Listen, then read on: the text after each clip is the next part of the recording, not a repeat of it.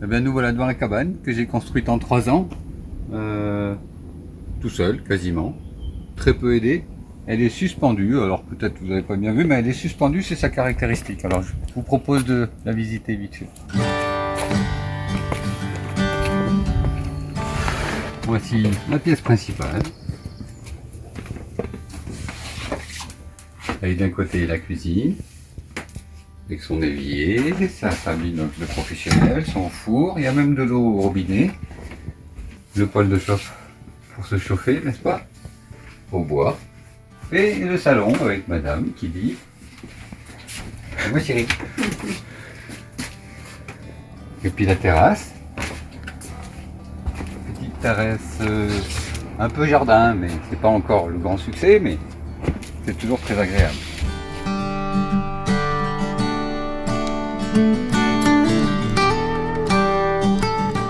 Question fort intéressante, ma foi, elle commence très tôt dans mon enfance, sans doute. J'ai habité et grandi à la campagne, bercé par la campagne très profonde de la Lozère.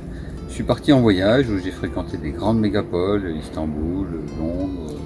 Et quand je suis revenu en France, après quelques années de voyage, je suis revenu d'abord pour changer de métier et pour aller vers un métier d'arboriste grimpeur qui m'intéressait beaucoup. Et j'ai cherché à revenir à des sources plus naturelles. Je constatais depuis mon adolescence que le monde qu'on me proposait n'était pas un monde viable à long terme et qu'il fallait réduire un maximum son impact sur l'environnement. C'est le résultat. Une cabane avec juste pour de quoi vivre. C'est ça l'idée.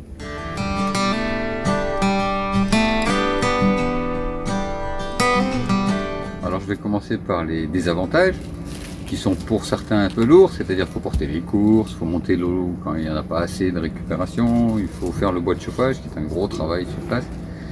Et puis pour ce qui est des avantages, ils sont énormes parce que moi je m'y sens vraiment très très bien ici, mon ami aussi. La paix, la tranquillité, la sérénité du lieu. Et je vous avouerai que depuis que je l'ai construite, ma vie a beaucoup changé, et en qualité surtout.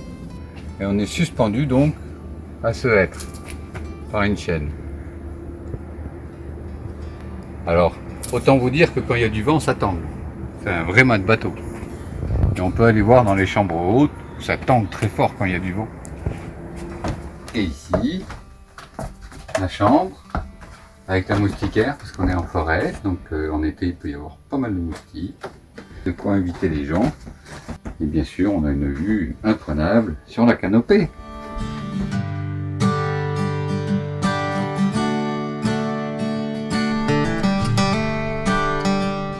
Pour faire succinct, quand je suis arrivé, il y avait une mairie qui voyait pas ça d'un mauvais œil, qui m'a laissé faire, en me prévenant que la mairie d'après pouvait me créer des problèmes. Et c'est ce qui est arrivé. La nouvelle mairie m'a demandé de poser un permis de construire, que j'ai posé, qu'ils ont refusé, qu'ils m'ont demandé de détruire tout ça. Donc ils m'ont assigné devant le tribunal civil. Ils ont été déboutés une première fois, ils ont fait appel et le jugement d'appel était infirmé le premier jugement. Donc je me retrouve aujourd'hui à me pourvoir en cassation à Paris. Et ce qui est étonnant, c'est que bien qu'il n'y ait aucun préjudice pour la mairie ou pour les autres autour de moi, la condamnation est assez lourde. Je dois payer une grosse amende, tous les frais de justice adverses, plus 100 € par jour au-delà des 6 mois. C'est assez énorme, on est assez surpris. J'ai jusqu'au mois de septembre en théorie pour détruire ma maison. Mais comme on va en cassation, quand on pourra en cassation, on ne le fera pas, on attendra.